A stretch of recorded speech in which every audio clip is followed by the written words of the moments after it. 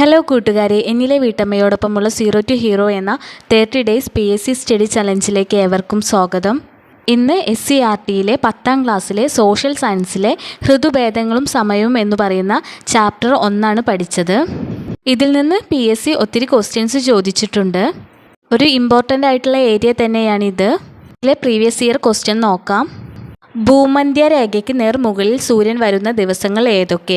March 21, September 23.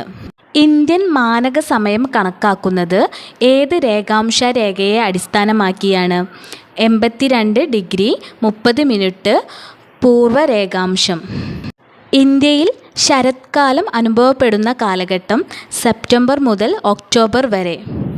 Indian മാനക സമയം Greenwich സമയത്തേക്കാൾ എത്ര മണിക്കൂർ മുന്നിലാണ്? 5 മണിക്കൂർ 30 മിനിറ്റ്. Thank you.